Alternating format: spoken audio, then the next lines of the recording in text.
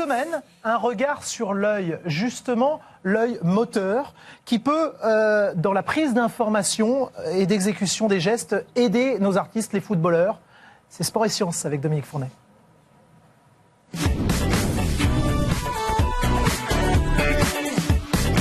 Salut Dominique. Bonjour Thomas. On a appris qu'on était ou terrien ou aérien. Tout à fait. On va parler de vision haute et vision basse. Est-ce que l'entrée en matière par rapport à l'œil moteur vous convient? Est-ce que c'est un petit peu ça? Oui, c'est-à-dire qu'on a plein de préférences visuelles, mais aujourd'hui j'ai voulu mettre l'accent plutôt sur la vision haute et la vision basse. Donc, je vous propose de trouver deux cobayes. On va demander à Lionel de venir, ça voilà, c'est mon cobaye. Footballeur, c'est une bonne idée. Voilà. Mets-toi ici face à moi. Voilà, rapproche-toi un petit peu plus près. Voilà, comme ça. Très bien. Je vais juste tester la vision basse. C'est-à-dire que la vision basse, c'est ça.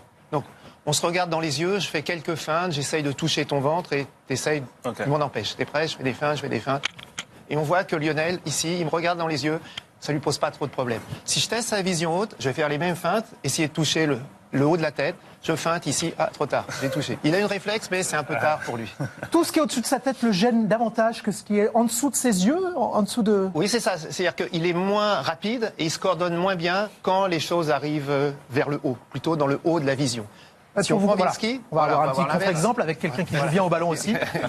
El Flaco, Vinsky. Voilà, juste comme ça. Facile pour tacler le joueur. Voilà, là c'est juste l'inverse. C'est-à-dire que si on se regarde dans les yeux, je vais essayer de toucher sa tête, je fais des feintes, et d'ici, on voit qu'il a un réflexe assez rapide. Par contre, si c'est en bas, il est là, ici, si je feinte, là, je touche. Donc, qu'est-ce que fait Vinsky? Encore un petit peu plus fort dans le texte. Essaye, trop tard. Donc, qu'est-ce qu'il fait naturellement? Il va baisse la tête, comme ça. Là, il voit mes mains, il était prêt à ce moment-là ici. Et là, tout de suite, il retrouve un réflexe. C'est ce qu'on va essayer de montrer avec... D'accord, donc là, par exemple, ce que vous êtes en train de mettre en lumière, c'est le regard du ballon, la prise d'information. La prise d'information sur le ballon, ainsi de suite. Donc, il y a des joueurs qui vont baisser la tête. Ouais, alors justement, on a mis de côté Cavani. Alors, Cavani, il est Lionel Carroll ou il est Vinsky? Il est Vinsky. Eh ben, va falloir voir ça en image. Si ça veut bien partir, voilà. On y est. Dès que ça démarre. Bah non. Si. Oui. Non. Oui. Je suis en arrière. En arrière. D'accord. Voilà. Il ne faut pas donner la tablette au technicien avant. Il vous décoordonne tout. Pardonnez-moi. Non. Écoutez. On va changer, on va aller chercher Eriksen. D'accord. Je me demande s'il n'y a pas un contrôle là-haut en régie qui a été enclenché. Vous voyez, ça y est. Le Danois Eriksen. Voilà, c'est exactement la même chose.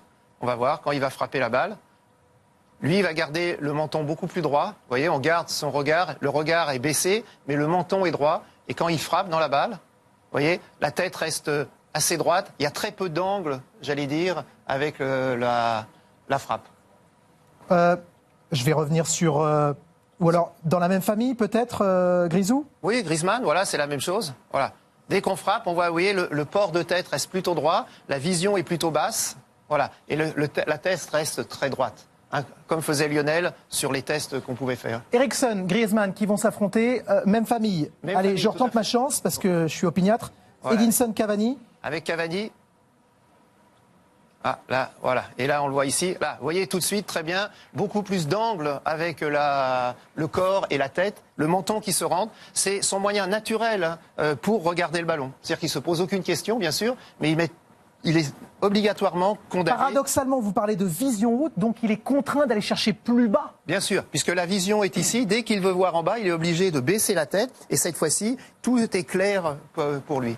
Dès qu'il baisse la tête, tout devient clair. Si l'on résume, Dominique, Cavani, Griezmann, opposés, vision haute, vision basse. On va voir si on peut se les mettre en superimposition avec Dominique Fournet. Regardez ça. Voilà. Là, je pense qu'on le voit très bien avec les angles. Hein, on voit la tête beaucoup plus, le trait vert, beaucoup plus ouvert, et un trait jaune pour Cavani beaucoup plus fermé.